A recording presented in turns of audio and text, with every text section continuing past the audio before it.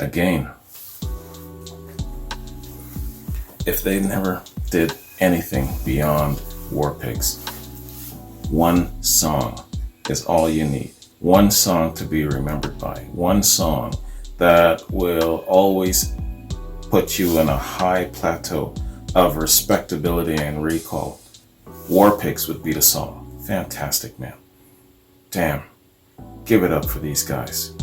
Props all around for their being pioneers, for being brave. I often got to say, yeah, they were creative and they were this and they were this and they were this, but these guys were brave. They stood their ground. They looked in the face of discrimination and they stayed firm. They were brave. To write a song like this, put it together, get it to us when they were facing judgment, when they were facing, oh, you guys are demonic, you're devil worshippers, you're all of these things, man, gotta give them props, because to get the music to us, it took a lot of staunch, you know what I'm saying? So I give Black Sabbath a lot of credit for that. When I first started my channel, man, I had some people, friends, colleagues, whoever, who got wind of what I was doing. You know, they were dropping some harsh judgment on me, man. And Black Sabbath, man, I remember in the comment sections, a bunch of Christians came in and started throwing all kinds of stuff around, man. The comment sections for a while was just littered with confrontation, you know, of judgment. And, you know, but these so-called Christians would come in and they were insulting the intelligence of the Black Sabbath fans, attacking the Black Sabbath fans, and even insulting people's moms and shit. You know, it got out of hand. I had to actually block some Christians, you know, and so, and, you know, I had an incident in my personal life. I mean, you know, when you are dealing with the general public on the internet, everybody's brave behind their damn computer screen. But I actually had an incident where this happened to me in my real life, in my face. And a buddy's mom was just a real old Orthodox Christian, judgmental matriarch of a woman. And, you know, at 75, 76 years old, you can't tell her nothing. And she actually mentioned Black Sabbath to me. She said, yeah, you know, I thought you had a lot more sense. I can't believe that you are doing a reaction channel and you're listening to War Pigs and you're this and you're that. Crazy confrontation, man. It almost cost me my friendship with her son. So I, oh my God, did I ever get into this woman's face? Yo, if you guys were there, you would have been, oh shit, this is the most uncomfortable thing I've ever seen. But I was, yo, man, I was in her face so hard. And later on, it turns out that she went back and she actually sat down and she listened to the song. And she didn't just kind of pick and choose her little points just to kind of win her argument, because that's her power. We all come into this world with a superpower, right? Her superpower is getting under people's skin, pissing them off, shaming them, you know, and so that is her superpower. Didn't work on me because I was standing my ground. And so she listened to the song for the first time, really listened. She got the lyrics in front of her. Now, she would never apologize, but she came as far as saying, okay, I did a little bit more research. And that's all she said. That's the closest that you will ever come to an apology. So, man, I tell you, this song means a lot to me. Let me tell you why. When I first started my channel, the first reaction I did was Fortunate Son by CCR. The second reaction I did was War Pigs. And I was familiar with the sound of it, but I didn't really, I listened to it for the very first time. And that reaction was so long. I expected, because my first reaction was 15 minutes at the most.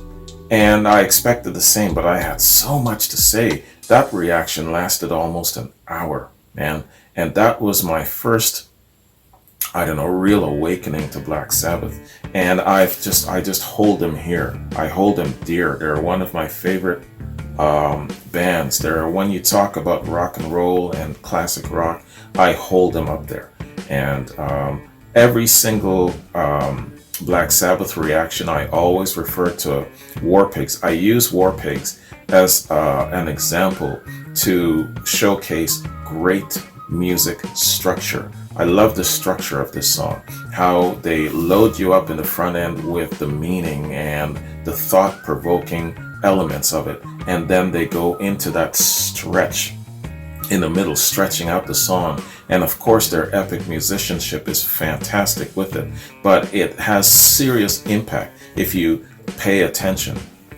Anyway, I found myself really defending Black Sabbath quite often when I had friends who were saying, oh man, you're listening to Black Sabbath, you know, those demonic worshippers and all of that sort of thing. And after a while, it's like, man, just shut your damn mouth. Sit down and listen to the damn words of the song. Enough of this stupidness and this judgment about them being this and being that. Just listen to what the song is saying, you know? Anyway, I won't get into it because it's just too long. But yeah, man, War Pigs and Black Sabbath, right here, a hallowed place. What a great song! I can't say enough about it. It's one of my favorite rock and roll songs. Let me just put it to you like that. It's one of my favorite, and when I say one of my favorite, it's a short ass list. I'm talking a short list of 5. It would be in my top 5 favorite rock and roll songs. All right, man. So, I'm going to bite my tongue because I feel like I want to say more, but I don't want to go off, turn this quad into over an hour. My quads have been going into over an hour, and that's not cool. That's not my goal. Time management is the most important thing in my world, so I got to watch my timing. All right. War Pigs. War Pigs is a song by English heavy metal band Black Sabbath. It's the opening track from their 1970 album Paranoid. Overview. The original title of War Pigs was Walpurgis, dealing with the witches' Sabbath. Walpurgis is sort of like Christmas for Satanists. And to me, war was the big Satan. Unquote. That's being said by bassist and lyricist Geezer Butler. And he goes on in saying, quote, it wasn't about politics or government or anything. It was evil itself. So I was saying generals gathered in their masses, just like witches at black masses, to make an analogy, unquote. And he goes on to say, but when we brought it to the record company, they thought Walpurgis sounded too satanic. And that's when we turned it into War Pigs.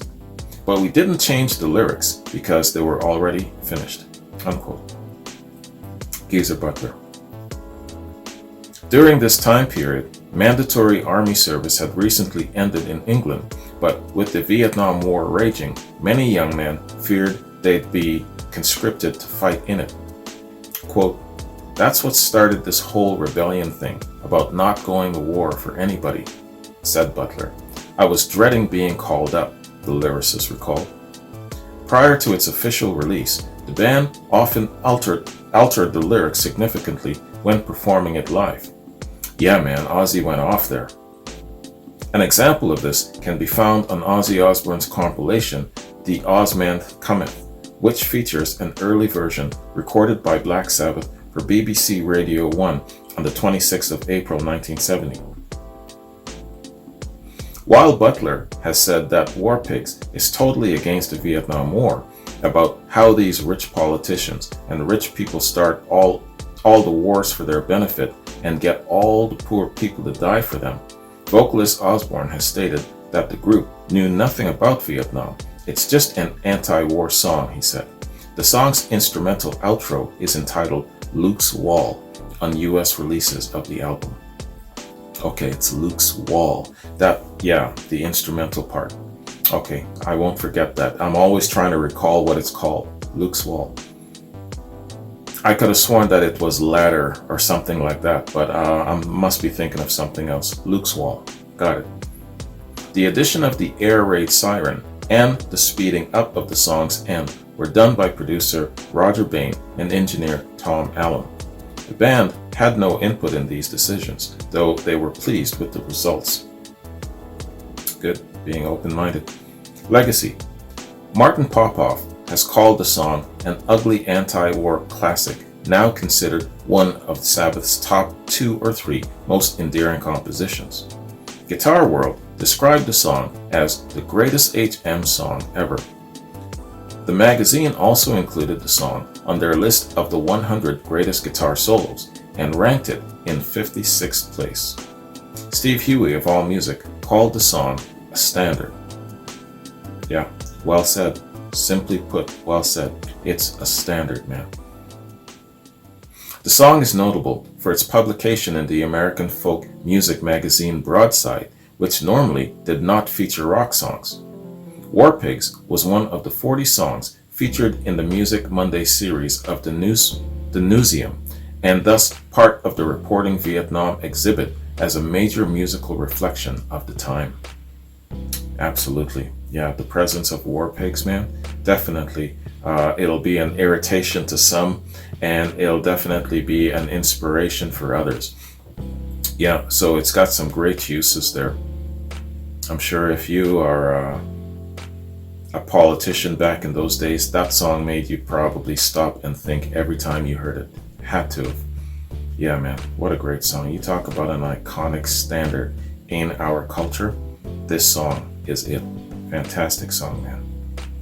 So, that concludes this excellent foursome of songs, man. All live, fantastic. War Pigs, that was an excellent link. Wherever the hell did you find this, man? Thank you very much, Iron Maiden. I appreciate it. All these songs, man, they're all great songs, and I really enjoyed the live footage of all of them.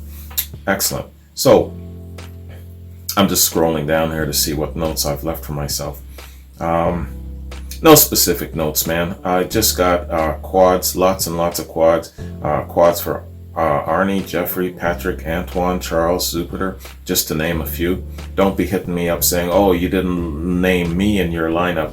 Just to name a few, you know. If you've got a quad coming, trust me, it's coming and it's on my calendar. Don't be hitting me up with all of these messages saying, oh, you didn't name me, where's my quad? Don't do that shit.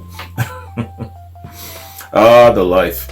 So, man, hey, I am definitely going to get back onto the Unholy Trinity horse, namely Black Sabbath and Deep Purple. I'm continuing with my Led Zeppelin in a certain way, and also Pink Floyd too. But yeah, with the Unholy Trinity, I'm doing full album reactions. Where Deep Purple is concerned, I concluded Burn, so it's the next album after that. Sorry, I don't know what it is. And with Black Sabbath, I'm into the Ronnie James Dio years. What was it now? I think it was it was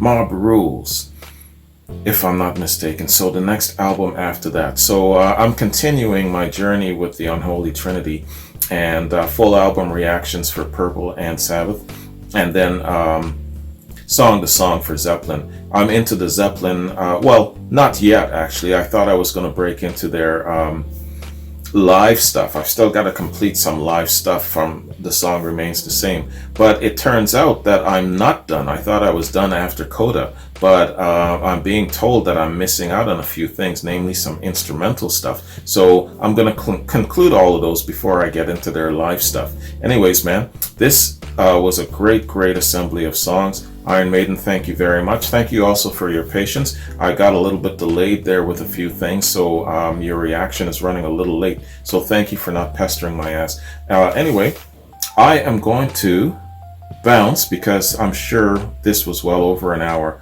but absolutely fantastic. Thank you very much for joining me, everyone. Take care, and I'll catch you in, well, what's my next quad?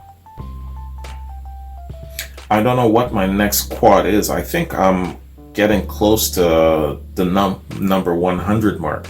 Not sure who's going to be hitting number 100 here, but yeah, I'm pretty close to that mark, man. 100 quads, damn. Anyways, you guys have yourselves a good one, and I'll catch you in my next complimentary quad. Peace.